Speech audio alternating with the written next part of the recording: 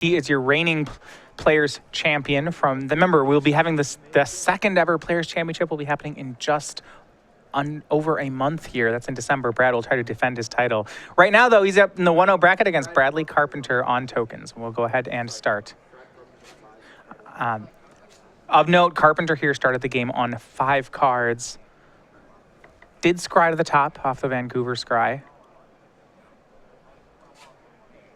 He is on the draw as well, so only down 1 card. Starts on Shambling Vent. On Nelson's side, it will just be a pass. He's seems to be heavy on lands, at least for the moment.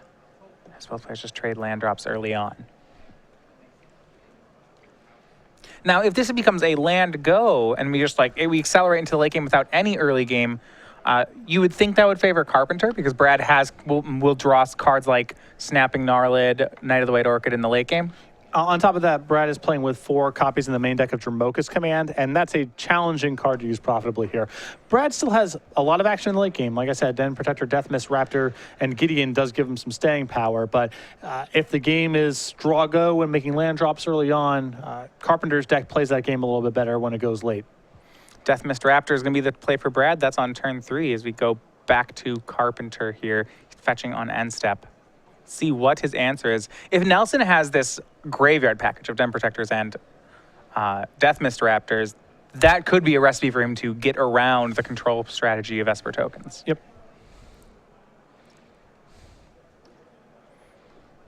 Let's see what Carpenter's response is.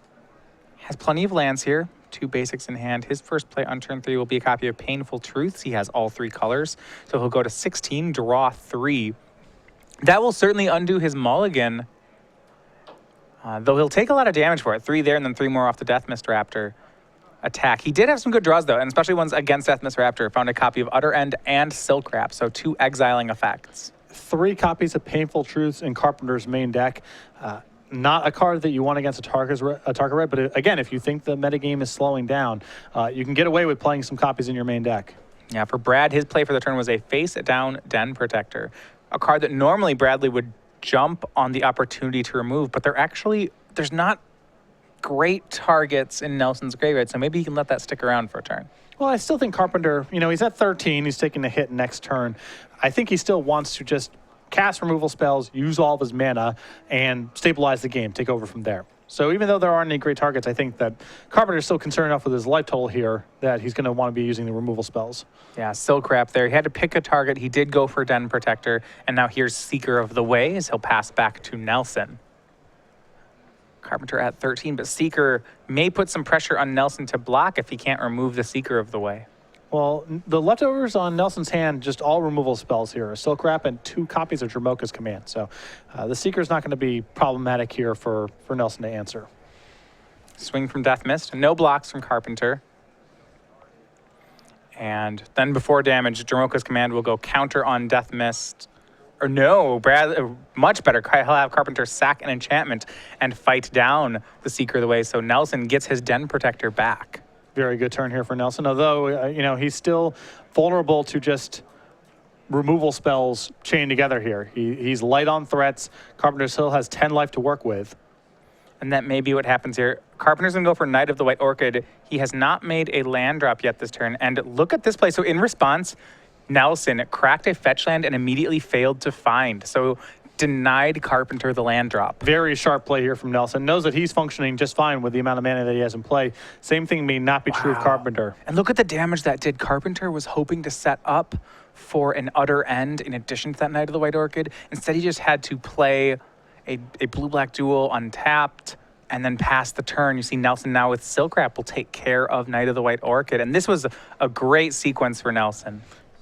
I thought some of the land drop stuff there was a little interesting there from Nelson, but makes all sense if he's playing around Knight of the White Orchid. Heads up play. Swing here looks to put Carpenter down to 5. Brad Nelson will pass the turn. Carpenter down to 4, I believe, off this fetch. Can find white mana. We'll see if he has an end step play. But wow, that did so much damage. And looks like it's going to be, maybe this is before damage. Looks like it's going to be Murderous Cut. So cut takes care of Deathmiss Raptor, but it was placed. Raptor ended up, because of that play from Brad on the Night of the White Orchid last turn, the Deathmiss Raptor got hit by Murderous Cut instead of Utter End. So this will give Nelson a chance to actually regrow the Deathmiss Raptor. To recap last turn, however, what on the attack, before damage, Carpenter Murderous Cut the Deathmiss Raptor. He had to go to 9 off a fetch land to do so, then took 2 off the Den Protector, so he currently sits at 7 life points. Go back to Nelson's side. He has some kill spells left, but his attack is dwindling down to just a Den Protector. Can that 2-1's going to have to complete the remaining 7 damage, and that looks difficult, especially you see Carpenter has Shambling Vent up and the mana to use it. And a very sharp fetch there from Brad, even though, this game's not going that well. He could have just fetched for a Prairie Stream out of habit there, wants to conceal blue mana, because he knows that he's going to be boarding in his blue cards in this matchup. Brad's playing Nissa Vastwood Seer. She finds a forest. Brad plays it. That's land number 6. She'll flip on the next land. Here's the attack. And you see how Brad did that pre-combat. This means if Carpenter goes for Shambling Vent, then Nelson will have Dramoka's Command available to have Nissa fight the 2-3. Exactly. He needs something that's a 2-2 to be able to execute that. But Carpenter may one-up it here. He's going to go ahead and Utter End the Silk Wrap that was holding down Knight of the White Orchid. It's a great play for Carpenter. Knight of the White Orchid will come into play. She'll trigger, but before she has a chance to get a Plains, Dramoka's Command will fight down the 2-2. Heads up play there from Carpenter. If Dramoka's Command is going to be problematic for him anyway, might as well get a land for his trouble rather than losing her land. Yeah, instead of it fighting down Shambling Vent, it fought down that Knight of the White Orchid. Carpenter gets a land. Now he'll go down to 5 on the attack from Den Protector. 5 power in play for Nelson. 5 life for Carpenter. He will have Shambling Vent up next turn. I believe also has a copy of Secure the Waste, and he's actually secure for 1 on end step. I think that all Carpenter wants to do here is raid a Wingmate Rock, as it's very potent against Nelson's board right now. He wants something that's able to block the Den Protector, and he also wants to start gaining some life. Looks like he'll do just that. The token swings in, Nissa blocks. Here's Wingmate Rock. It will bring along a 3-4 friend. And now we will see if Brad can punch through. Needs to deal 5 damage, but there's 6 power in the air for Carpenter.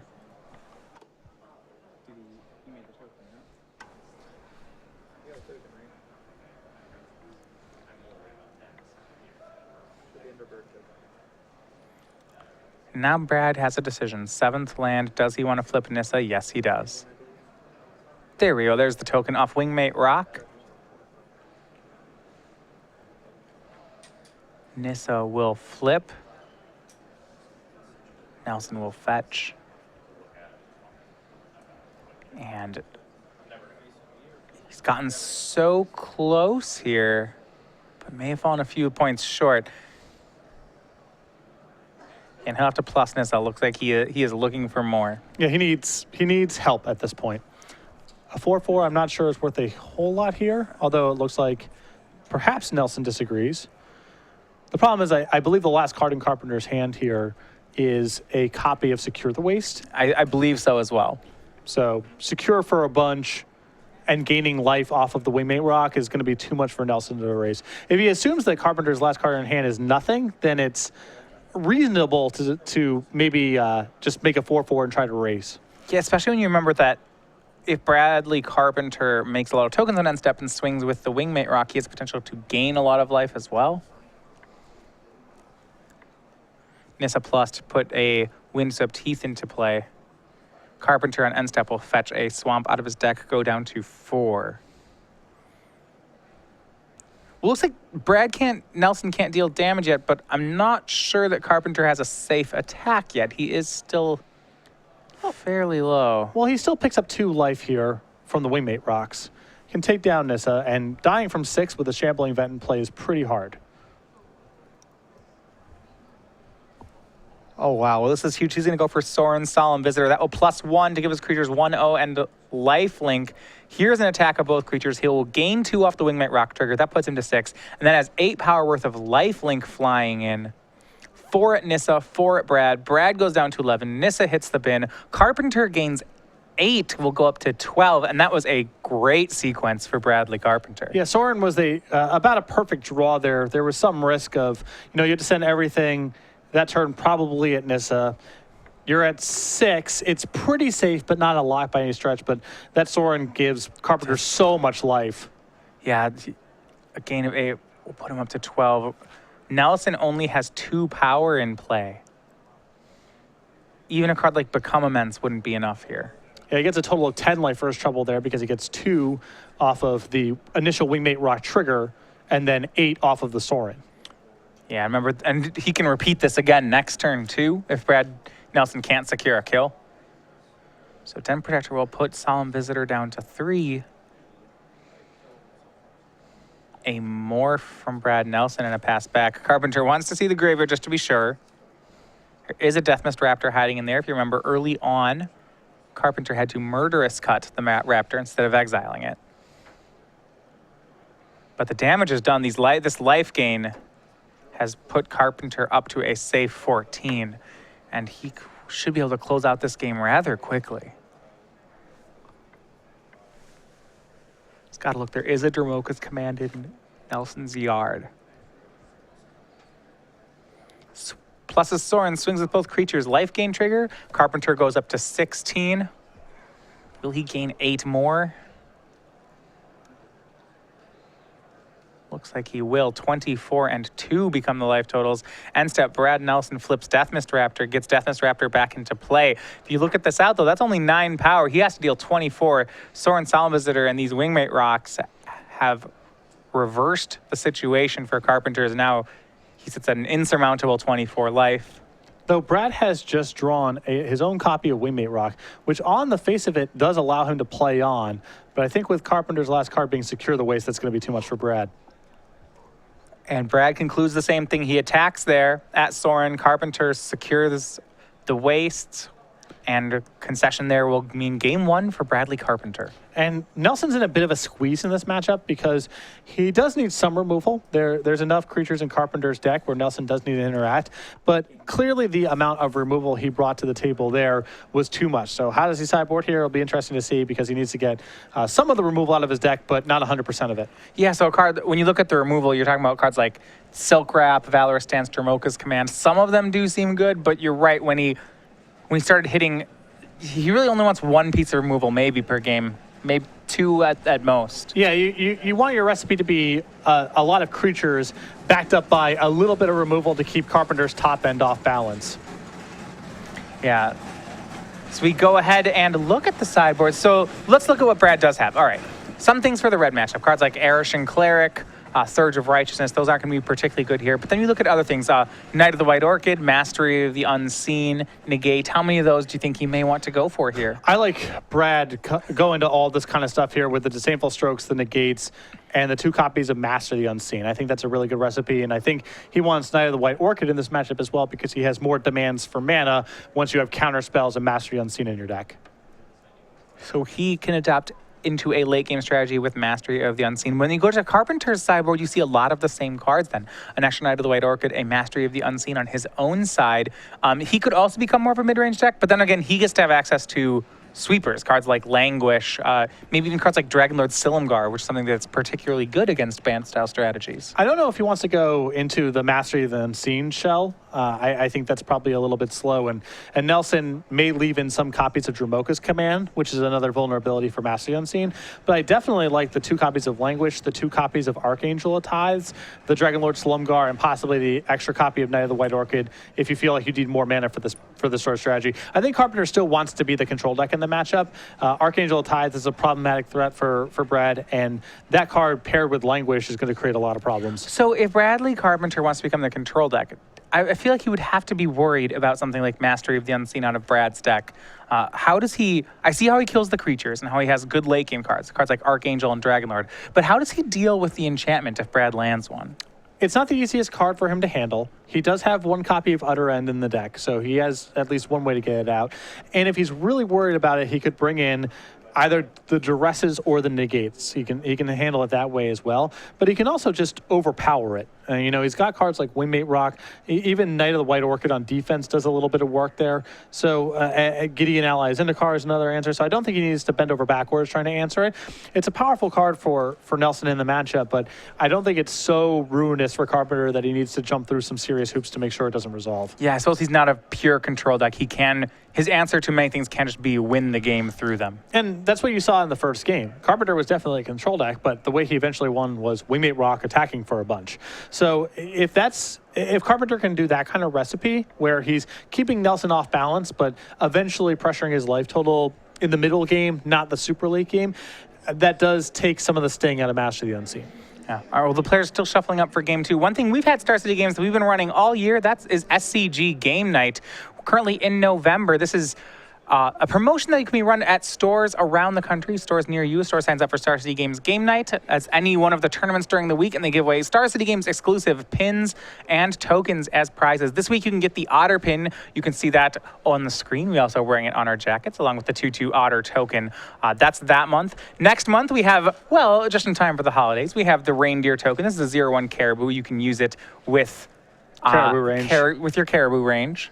Is that it? Is that the one that makes it? Probably some others, but Caribou range came to mind for me first. I mean, it is creature-caribou. That would be the first one that I would expect it to do as well. And if you talk to your store to get them to sign up, we can get you signed up in time for January, and that's where we start doing ours next year. And this one, I really like. This is a legacy staple of Grizzly brand. It's a bear, but also a Grizzle brand. Well, it's a demon bear. Yeah. StarCityGames.com/game night for more information. Contact your Star City Games in-store play representative and Canadian store owners and players. We have recently changed the shipping rates where we're just charging U.S. domestic shipping for the game night kits.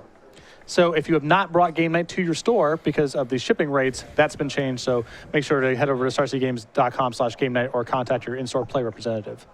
All right, we'll go ahead and bring you into the game here. Now, Carpenter was on a mulligan last game, but actually did take it down. Looks like he's in a mulligan again this game. Be on the draw, well, for the second time in a row, but didn't really slow him down at all. Painful Truths was really the story of that game. Nelson's draw was a little threat light, very removal heavy, and draw 3 in that sort of game is going to be really, really good. Yeah, Brad's first play was he had a turn 3 Death Mist Raptor and a turn 4 face down Den Protector, which that's not overly, it's not good on the mana to power ratio. Right. Gave Bradley enough room to, normally I'd say if you're on the draw on a mulligan casting a turn 3 Painful Truth, you may be too far behind against an aggro deck, but that really just wasn't the case. Nelson's deck is aggressive, but it's not a Tarka Red aggressive. Carpenter can use his life total as a resource, taking some hits, setting up cards like Painful Truths and eventually overpowering. It's not like Nelson's going to burn him out. All right, we're underway with game 2. For the second game in a row, Brad Nelson with no creature on turn 1 or 2. Though he does play them, it starts out just on a pair of lands. We go to Bradley. He has a land on his end step for turn 1.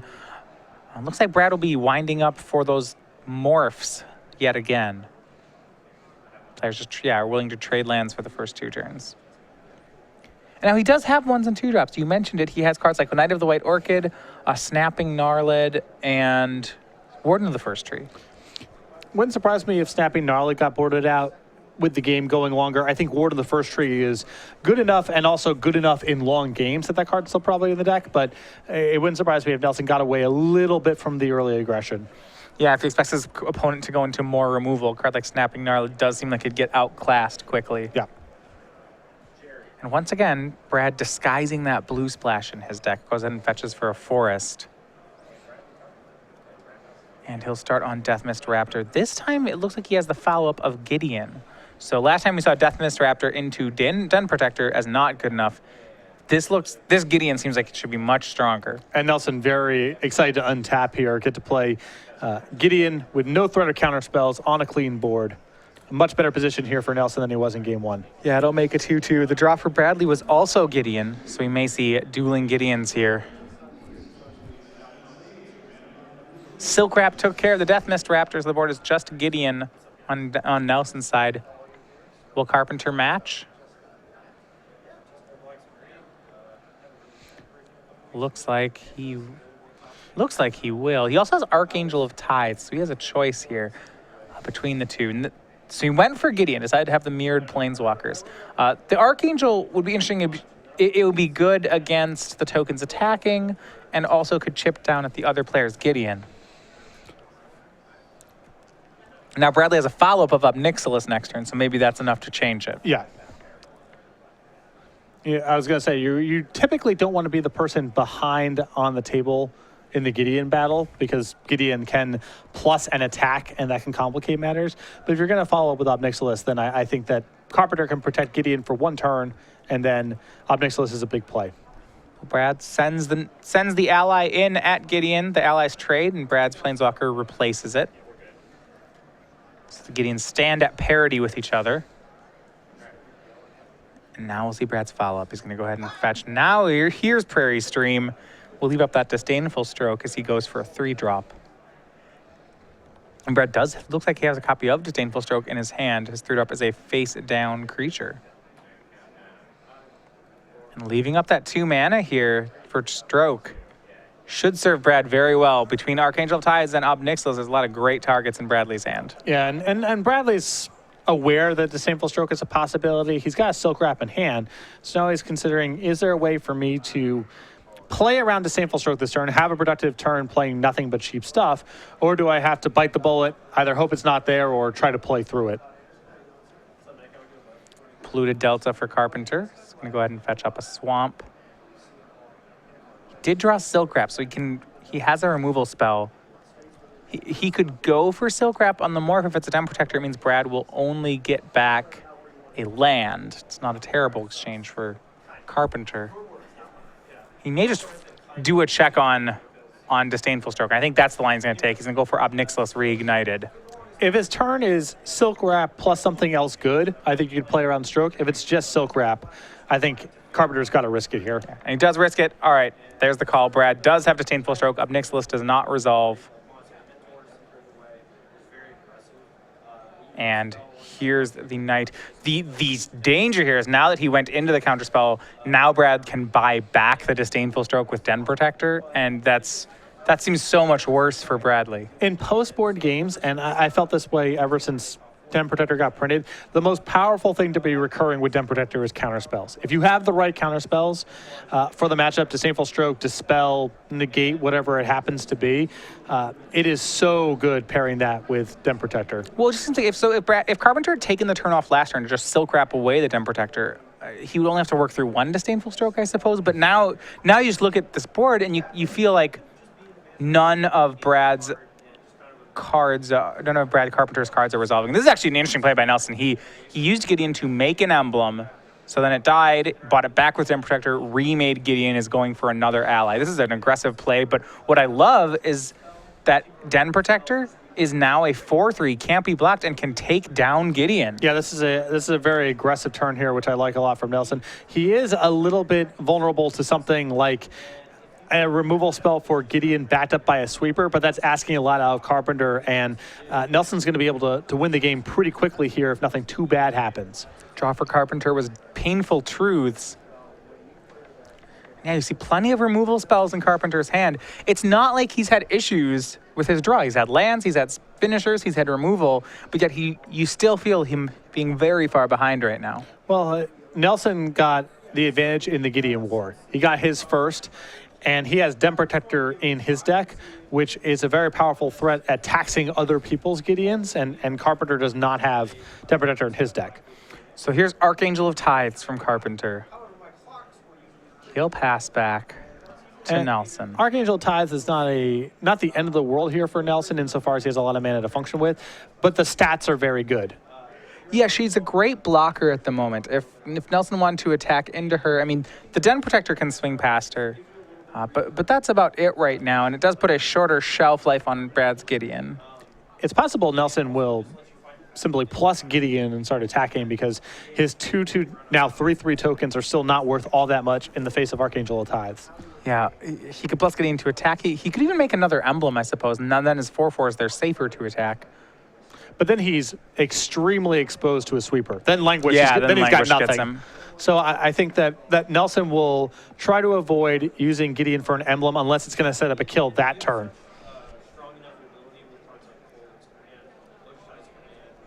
We will see what he goes with here. We know Den Protector is safe to attack. There's also a mana constraint. Remember, he does have to pay a tithe for each attacker. Nelson's got plenty of mana to work with. I think his hand is now... Oh, okay. Yeah, it's going to be a second emblem. And here's 3 mana, and everyone's coming in. A 4/4, a 4/4, and a 5/4 that can't be blocked. So if Carpenter wants to take care of one of the allies, he could double block it. I mean, Nelson's still got mana up, so it is a risky double block if he goes for it. And he will. But now Nelson is down to... If something happens to the Den Protector, he's not attacking for all that much. Brad loses the token. But remember, he put Carpenter down to 6. Nelson just played a Knight of the White Orchid post-combat. He's got a 5/4 and 2 4/4s. And now Carpenter fetches down to 5. Now Den Protector's lethal.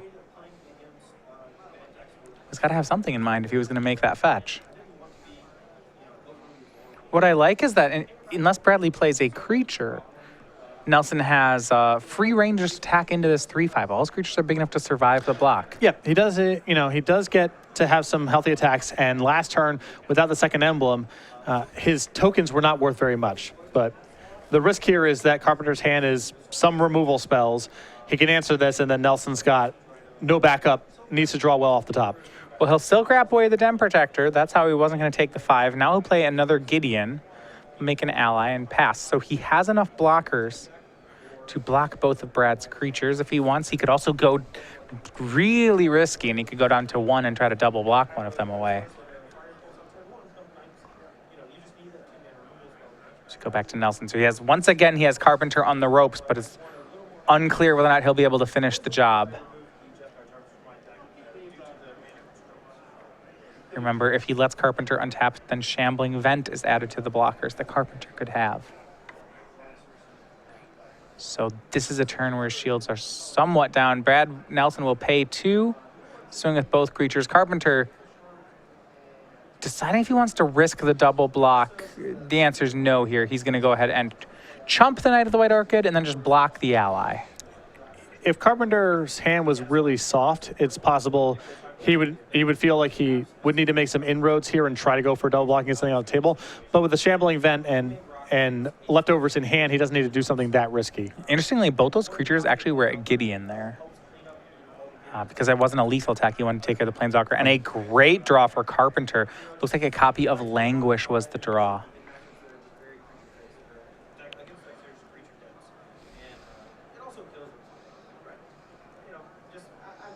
See if he's going to go for if he wants to go for a swing. I mean, I think he just wants to Languish. 3 damage doesn't seem that important, especially if he went for a swing, then Dromoka's command could get him, yeah. If he goes for a swing and then goes for Languish and Nelson has Disdainful Stroke, he loses the game. So it's worth giving up the 3 points just to make sure. And it turns out that Brad Nelson's face down card was a Death Mist Raptor, so that's no help. Allies made on Carpenter's side, and he looks stable, but Brad has one last chance here. His draw was great. It was a copy of Den Protector. There's a Death Mist in the graveyard, another Den Protector in the graveyard. And Carpenter's at 5, so this is lethal. Yeah, here's Den Protector. Brad Nelson plays a land. Yeah, this is lethal, and at the moment, Carpenter does not have an answer, though he can just hit with Shambling Vent, I suppose, to gain 2. Though it's not ideal. No. Not how you draw it up, but he can pick up 2 life here. Looks like he has a Painful Truths in hand, and I believe another Archangel of Tithes. That's the other thing he can do. He can simply Painful Truths for an answer. Looks at Brad's yard, wants to see just what we could buy back. Disdainful Stroke is among the cards that Nelson could get. That does complicate things. But Carpenter still has the option here of Painful Truths for a cheap spell that answers Den Protector. A Silk Wrap, a Ruinous Path. That may be it. I think that is.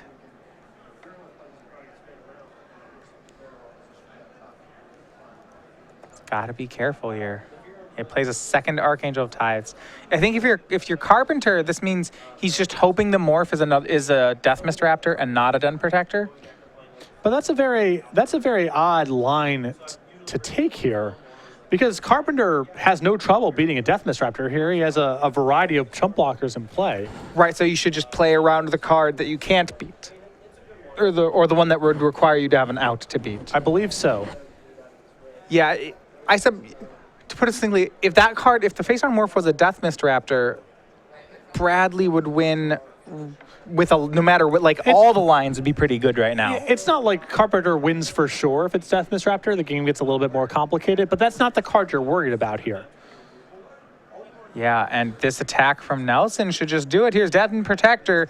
It's going to pay a tithe to attack in. Carpenter at 5. This should be lethal thanks to double Gideon emblems on Nelson's side, and we are on to game 3. So Brad Nelson off the top when it found those remaining points of damage to exactly get the kill. That was very well done there, as Nelson took a line of play there that was very vulnerable to Languish, in my opinion. Carpenter actually drew Languish, and Nelson was still able to win that game. That the Den Protector off the top, just too much for Carpenter to handle. Yeah, and so both games we've seen Brad Nelson get out to a start. He got Brad Carpenter down to single digits. Now, each game, it really has looked like Carpenter has turned the corner somewhere in the 2 to 10 life points range. Game 1, it was good enough to win. And I'm going to actually say game 2, until Brad top-decks that Den Protector, I thought Carpenter was going to get a 2-0. Now, I thought so too. Now, is this just how the match plays out? Now, remember that Carpenter's been on a mulligan or 2 each game. Or is this? Should we expect more of this going into game 3? This looks about right to me. There are a couple things that make the equation a little bit challenging. One, in the post-board games at least, one is Nelson has access to counter spells. So there's no guarantee that Secure the Waste, Wingmate Rock, Ob Nixilis, these game-winning plays in the first game are necessarily going to resolve in the second game. And the other one, which is both an issue pre and post-board, is Den Protector. Carpenter's deck just doesn't block it that effectively. He doesn't have that much removal. And so a game where Nelson gets in some shots and both players are tied up, battling each other for a little while, with Nelson getting in some points here or there, and then Den Protector just being randomly unchecked and winning the game, that can happen. And that's what happened in the second game. It just seems unfair. So Den Protector, not only was it good enough in that, not only is it really good in the grindy matchups where it's this, it's an Eternal Witness, it got back a Gideon, it gets back Disdainful Strokes, it's great at grinding. It seems unfair that at the same time that's the card that actually is the lethal attacker on top of it. Yeah, it's not quite as good as Snapcaster Mage, but it has a lot of the same, all the pieces of the puzzle add up in the games where it's powerful. It seems so good. One thing, so these players getting ready for game 3 here. Remember, we are in quarter 4 right now of the season, which means that we right now are still giving away a playmat of our creature collection at every Open Series event. For quarter 4, it's been the Hoppin' Rabbit Master. This is a part of our parody series. One of my favorites, personally. I've always really liked bunny and rabbit artwork. This is a Goblin Rabble Master. You can get this by showing up to any of the Star City Games Open Series events from now until December 5th. You can get one of these. Make sure you pick them up, as these are limited edition. Yeah, you are running out of opens to get this one. Next week, we're in Atlanta. After that, we're in Kansas City. The weekend after that, we have a Legacy Open in New Jersey, and then a standard Open Series event in Denver. That's December 5. So there are not a whole lot of opportunities to get them, just those Open Series events in Kansas City, New Jersey, and Denver. So if you want to get this playmat, you better show up either this weekend in Philadelphia, and if you couldn't make it out here, you got 3 more opportunities to do so. Yeah, great one, though. Brad Carpenter's going to get to be on the play this time. It's his first game on the play. He also has not had a 7-card hand yet, but at the same token, Brad Nelson hasn't had a 2-drop or a 1-drop for any of these games, which seems running below average for him. Yeah, he has not had Warden of the First Tree, and that's a card that's worth a lot of points of damage against Bradley. It's a card that complicates him playing Gideon, as the 2/2 can't immediately block a 3/3, so it takes some of the sting out of that Planeswalker. And Nelson, even though he's not a burn deck, he's not trying to get Carpenter into range and then cast a variety of burn spells to finish the game off. He is trying to get him low and get in one good Alpha Striker or one spot where Den Protector just goes unanswered to finish off the game. So the points do add up. Well, it seems more about board control, right? If Nelson gets an early 3/3, like we might see here, it just means that the board won't be safe for Carpenter. You know, he can't play, like you mentioned, that Gideon on an empty board. There's a lot of plays that are worse, and Brad just has a 3-3 sitting in play. Yep, for sure. All the planeswalkers get worse, and Carpenter getting out in front a little bit and raiding a Wingmate Rock, which was the line of play that we saw Carpenter win game one with. That's harder to execute when Nelson has some threats in play. Something that helps Carpenter a lot out in this respect is his sideboarded languishes. They catch him up almost no matter what the game looks like. Well, for Carpenter, he does take care of the ward in the first tree. It's a turn 2 Silk Wrap as we go back to Nelson. Can he replace the Fallen 1-drop? I believe he has another copy of it in hand, so it looks like the answer to that will be yes. He'll make another ward in the first tree and pass back, so a much more aggressive start for Nelson. As we go back to Carpenter on turn 3. Still has a Seeker of the Way drawn for the turn, but he may have other plans. He'll go ahead and crack a fetch land here. It's Windswept Heath. We may see a Painful Truth coming about. Or it looks like it might just be Seeker of the Way. Painful Truths, that's a card that when it was first spoiled, I was a big fan of. This, to me, seems like the first deck that's really been, that it utilizes that card so well. To me, it's going to be a feature of Standard for as long as it's legal. The only question is, are there enough beatdown decks in the format where you can't really play it main? Or is that not really a thing and you can play 2 or 3 copies in your main deck? Yeah, I mean, in the matchups where you can afford to play it, I mean, drawing 3 for 3 mana, but that's so good. Yep. Here's Warden in the first tee for Brad Nelson. He leaves up 2 lands. That threatens to make it a 3-3. That means Carpenter doesn't block. He goes to 17. But on Nelson's side, did not make Warden a 3-3. Went ahead and left 2 mana open. Suspicious, most likely representing Disdainful Stroke or Negate. Well, here's a pass. And now end step, Nelson will go for the 3-3. And that was pretty heads up. Carpenter did not go for anything like a Gideon, even to trigger Seeker of the Way. So now Warden's a 3-3 as we go to turn 4 from Nelson. He'll go ahead and swing in. Carpenter looks like he may have a copy of Murderous Cut. He could try to cut down the Warden. Also has a Wingmate Rock. And I think he's thinking about using Murderous Cut here on the Warden, hoping to get Disdainful Stroke for his trouble, opening up the opportunity for Wingmate Rock to resolve next turn. Now, I have an interesting line here. So if you notice that Carpenter double delved there to leave up the Prairie Stream. Now, you may... It's if you're on Brad Nelson's side, you have to put your opponent on a level. Now, granted, this is something which Brad is excellent at doing of, is there a real card that Carpenter has here, or is this a bluff? In this situation, it's not a bluff. I believe Carpenter does have a Dispel in hand. Yeah. And great sequencing there for Brad, able to answer the copy of Seeker of the Way via Silk Wrap, being able to fend off Wingmate Rock. Yes. So Gideon made for Carpenter makes an ally. Brad got his land off Knight of the White Orchid as well, so that'll be free to swing at Gideon at least for a turn. And a lot of this game is going to be about whether or not Nelson can get out in front on the board, or at least keep it at parity, while leaving up 2 mana. Most of Carpenter's ways to catch up involve resolving something for or more mana. Yeah. Gideon, Languish, Obnixilis, Wingmate Rock. And if you're on Nelson's side, you'd have to think, because Carpenter didn't block there and let Gideon go down to 2, Wingmate Rock's got to be at the top of your mind. And this is a scary spot for Nelson because Carpenter, I believe his last 2 cards are Wingmate Rock and Dispel. So this is just going to be a Wingmate Rock. And so here's Wingmate Rock. Brad's going to Disdainful Stroke it, and there is the Dispel. Nothing. Brad played around this as best as he could, but now that there's a pair of 3/4s in play, he is behind. And Brad's sideboard is a lot about getting out in front in the first place, not catching up when he's losing. So yeah, this is a bad spot. Once Carpenter, we saw this game 1, once Carpenter actually raids the Wingmate Rock, there are very few draws that Brad Nelson has that seem to matter. Yeah. And he does not gain life very effectively either. He's got his own copies of Wingmate Rock.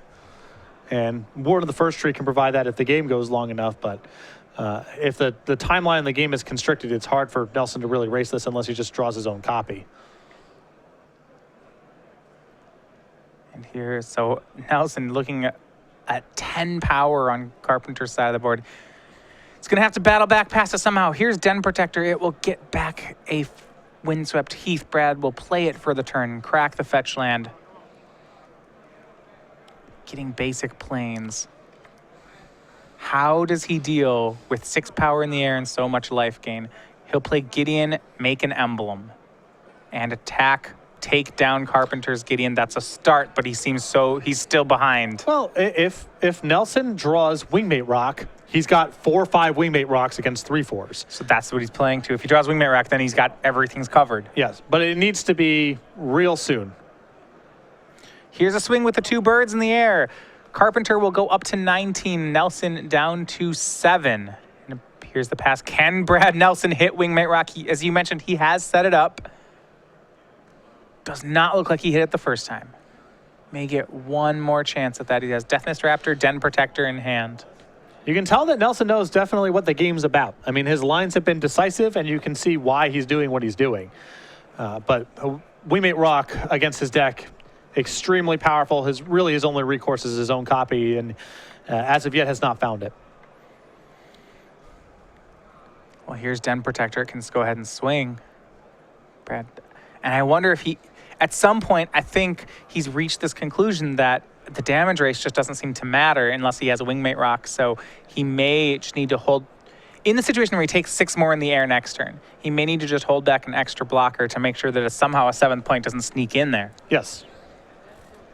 And he has to play around, Carpenter could rip a removal spell and suddenly have lethal. So, Nelson definitely wants to get in his points when he can, because if he draws Wingmate Rock, he wants to shorten the length of the game, because Carpenter can draw a removal spell and undo all the work.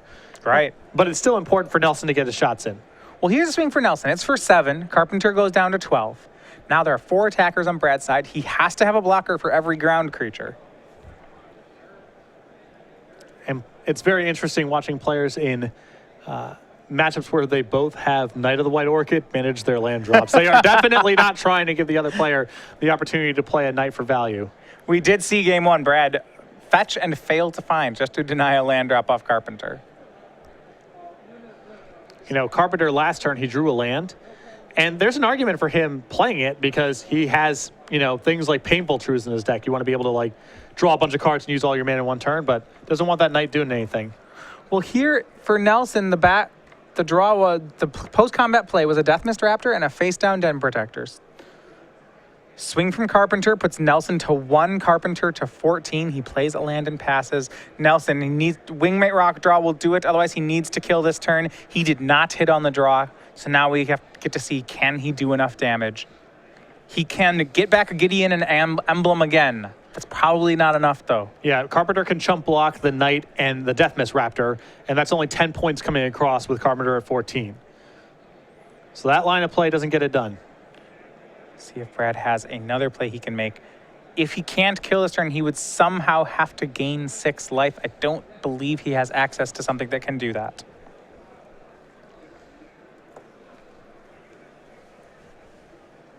His yard has a Warden of the First Tree, a land, a Gideon ally of Zendikar, and a Disdainful Stroke. None of them work. Nelson concedes the hand, and it is Bradley Carpenter on Esper tokens that moves into the 2-0 bracket. And Nelson's sideboard there, I like it a lot for the matchup. He can definitely play a long game, but still be aggressive. But a lot of it is predicated on being out in front in the first place. And game 3 with Carpenter on the play, he was just able to trade off and fend off enough with Nelson, force Nelson to commit enough mana, answering things like Seed of the Way and trying to get his own board developed, that Carpenter was able to set up an opportunity to raid a Wingmate Rock. And at that point, Nelson is basically drawing to just his own copy of Wingmate Rock, didn't find it in time, and that was the whole game.